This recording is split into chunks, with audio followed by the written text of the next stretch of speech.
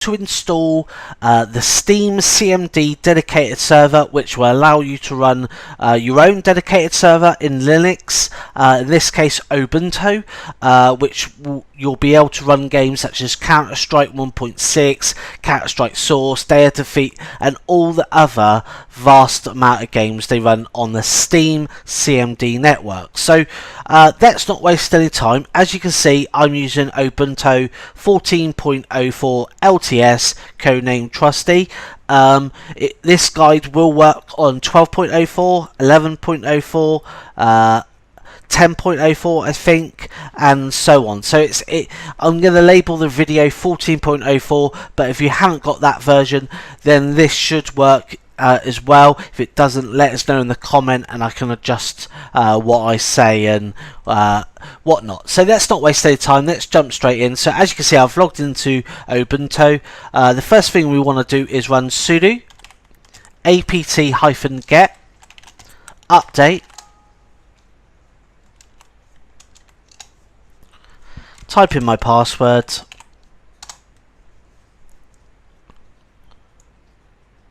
and let that do it. It's not actually updating, all that's doing is making sure it's got the latest repository update. So when you do run an update, it's getting the latest version. So as so to speak, it's not downloading any updates, it's just updating the library of the updates. But anyway, that's now done.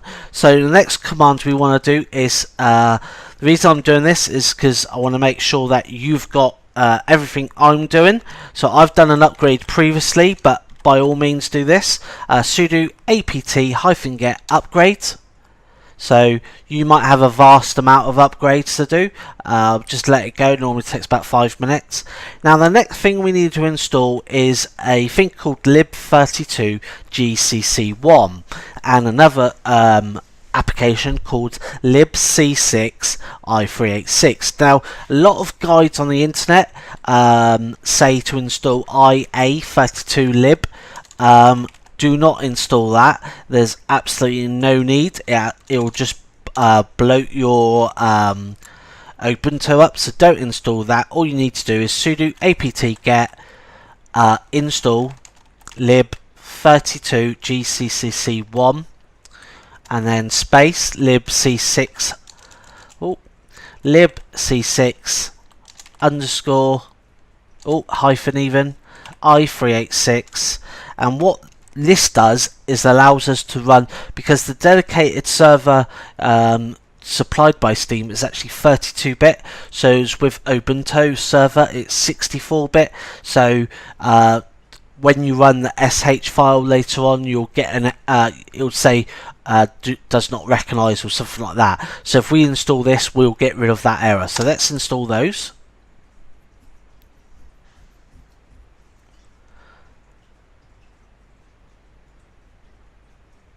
Okay, fantastic, that's done. I'm going to clear the screen, keep it nice and tidy.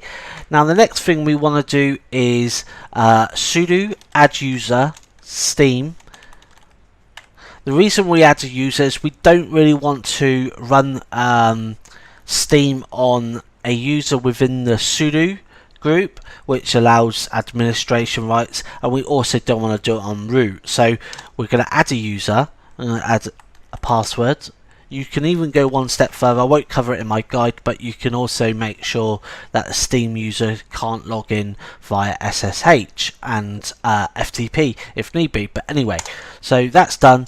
When it asks for the full name, you don't need to enter all that. Is this correct? Perfect, so that's added. Let's clear that screen. Now what we want to do is log in via that user. So su steam, type in our password. Now as you can see, I'm still in the home directory of tests, which is another user account, so I need to come out of that. Just do cd space dot dot, so we go upper level, do ls, we can see Steam, so cd steam.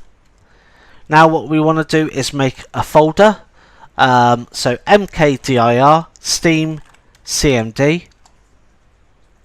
Now what we want to do is download the platform Steam CMD. So first of all, we need to go into our folder we just created. So Steam CMD, we want to type wget http://media.steam powered.com/installer /steam cmd _linux.tar.gz. Hopefully I remembered that. Fantastic, that's downloaded. So if I do an ls, yep, we now see that folder, file even. So let's clear that. Now what we want to do is extract that zip file, which is tar space hyphen xv zf space steam cmd underscore, no, what have I done? There we go. Steam cmd underscore linux.tar.gz. Thought it looked weird. So let's run that. As you can see, that extracted nice and fine. So let's do ls. Yep, you can see. So let's remove Steam CMD now. Just to keep it nice and tidy. .tar.gz. So rm will remove. Now what we want to do, ls, make sure that's removed. Let's clear it. Let's run the Steam CMD. So /steam cmd.sh. That will download any updates it needs to do.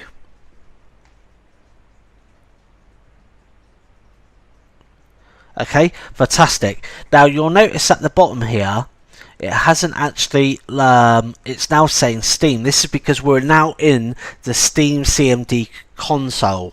So we can do some commands. So the first thing we want to do is log in, type login space anonymous.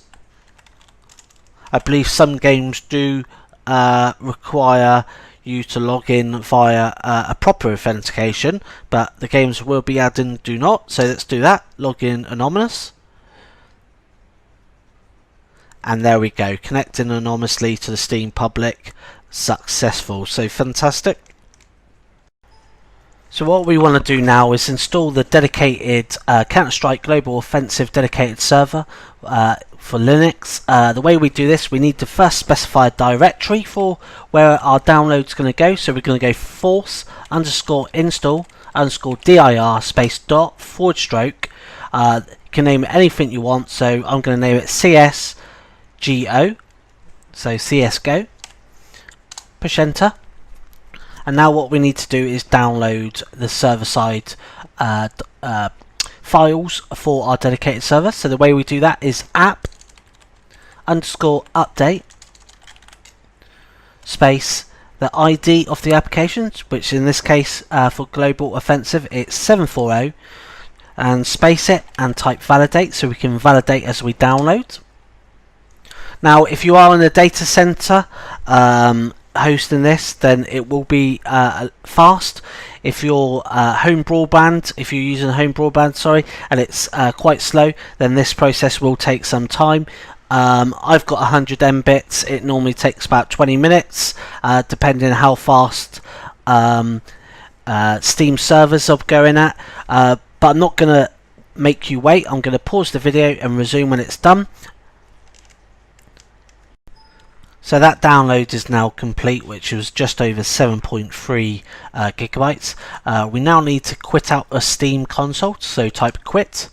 Let's clear the screen, keep it nice and clear, and let's see what we've got. So as you can see, we've now got a CSGO folder. Let's go into that because that is where the file we need to run. So do an ls inside there. Now to run our server, all we need to do is do a /srcds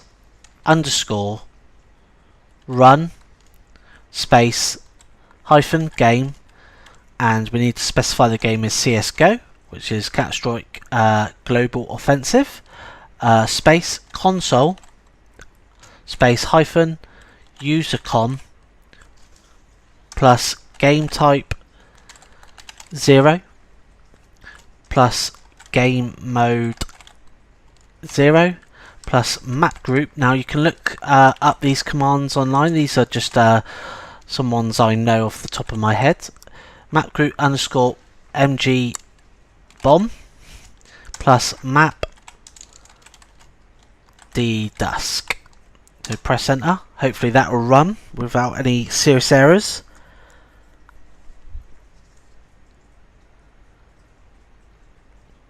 And setting up your own configuration, you can find that on Google and specify your own. But as far as the server is now running on the public IP address, as you can see.